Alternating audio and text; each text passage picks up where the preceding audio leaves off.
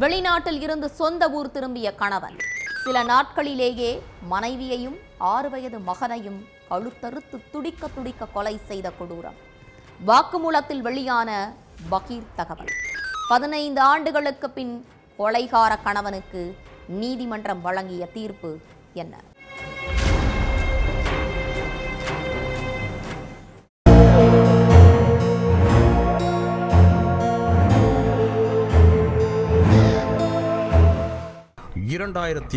ஆண்டு தாஜ்புரா பகுதியே ஆள் நடமாட்டம் இல்லாம அமைதியா இருந்திருக்கு. அப்போ ராஜேஷ்ங்கிற இளைஞர் பதற்றத்தோட சாலையில ஓடி இருக்கார். ராஜேஷ் ஏன் இப்படி ஓடுறாருன்னு சந்தேகப்பட்ட மக்கள் உடனடியா அவரோட வீட்டுக்கு போய் பார்த்திருக்காங்க. அங்க அவரது மனைவி லதாவும் அவங்களோட 6 வயசு மகனும் கழுத்து அறுக்கப்பட்ட நிலையில கொடூரமா உயிரிழந்து கிடந்திருக்காங்க.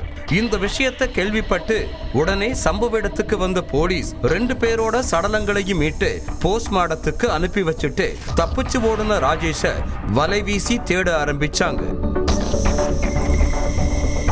முதல்ல ராஜேஷோட உறவுக்காரங்க கிட்டையும் கிராம மக்கள் கிட்டையும் போலீஸ் விசாரிச்சிருக்காங்க.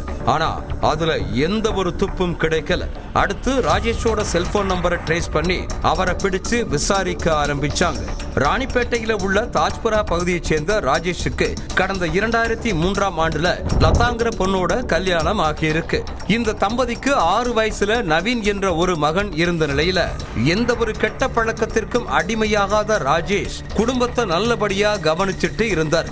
இதுக்கடையில பொருளாதார நெருக்கடி காரணமா ராஜேஷ் துபாய்க்கு போயிட்டு வேலை செஞ்சு மாதம் பணத்தை கரெக்டா அனுப்பிட்டு இருந்திருக்கார். அப்போ அந்த பணத்தை பிரிக்கிறதுல மாமியாருக்கு மருமகளுக்கும் இடையே பிரச்சனை ஏற்பட்டு இருக்கு. உனக்கு மட்டும் ராஜேஷ் பணத்தை அனுப்பி வைக்கல, என்னோட செலவுக்கும் சேர்த்து தான் அவன் பணத்தை அனுப்புறான்.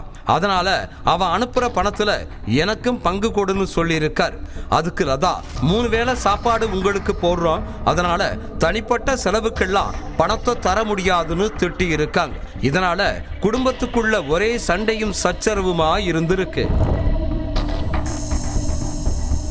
இதனால லதா தன்னோட மகனை கூட்டிட்டு வேறொரு வீட்டுல வசிக்க ஆரம்பிச்சாங்க. இதுக்கடையில துபாயில வேலை பார்த்துட்டு இருந்த ராஜேஷ் சொந்த ஊருக்கு திரும்பி இருக்காரு. அப்போ மாமியார் மருமகள் பிரச்சனையை பத்தி கேட்ட ராஜேஷ், எங்க அம்மா மேல எந்த ஒரு தப்பும் கிடையாது, எல்லா தப்பும் உண்மையிலதான் இருக்குன்னு சொல்லி இருக்காரு. இதனால ராஜேஷ் மேல கடும் கோபமான லதா அவரை கடுமையா திட்டுனதா கூறப்படுது. அதுக்கப்புறம் லதா எந்த நேரமும் போனும் கையுமாகவே இருந்திருக்காங்க. யார் கூடயாவது போன் பேசிட்டே இருந்திருக்காங்க. இதனால மனைவி மேல கடும் கோபமான ராஜேஷ் யார் கூட பேசிட்டு இருக்கன்னு கேட்டிருக்காரு. அதுக்கு லதா, நான் யார் கூட பேசினா உனக்கு என்ன, உன் வேலையை மட்டும் பாருன்னு சொல்லி திட்டி இருக்காங்க. இதனால கணவன் மனைவிக்கு இடையில பிரச்சனை ஏற்பட்டிருக்கு. அப்ப நீ வேற யார் கூடவே தொடர்புல இருக்கன்னு சொல்லி மனைவிய போட்டு சரமாரிய அடிச்சிருக்காரு ராஜேஷ். இதனால லதா தன்னோட கணவன் மேல மகளிர் காவல் நிலையத்துல புகார் அளிச்சிட்டாங்க. அப்போ போலீசார் 2 பேரையும் கூப்பிட்டு சமாதானம் பேசி இருக்காங்க. ஆனா அதுக்கப்புறம் லதா யார் கூடவோ போன்ல தொடர்ந்து பேசிட்டு இருந்திருக்காங்க. சம்பவத்தன்னைக்கு நைட்டும் லதா போன் பேசிட்டு இருந்ததை பார்த்து கோபமான ராஜேஷ் வீட்டுல இருந்த கத்தி எடுத்து மனைவியோட கழுத்தை அறுத்து கொன்னு இருக்காரு. அடுத்து சைக்கோவா மாறின நபர் தன்னோட மகனையும் கழுத்து அறுத்து கொன்னு இருக்காரு. இந்த சம்பவம் தொடர்பா ஆற்காடு தாலுகா போலீசார் வழக்கு பதிவு பண்ணி விசாரிச்சுட்டு இருந்தாங்க. கிட்டத்தட்ட 15 வருடங்கள் கழித்து இந்த வழக்குல தீர்ப்பு வெளியாகி இருக்கு.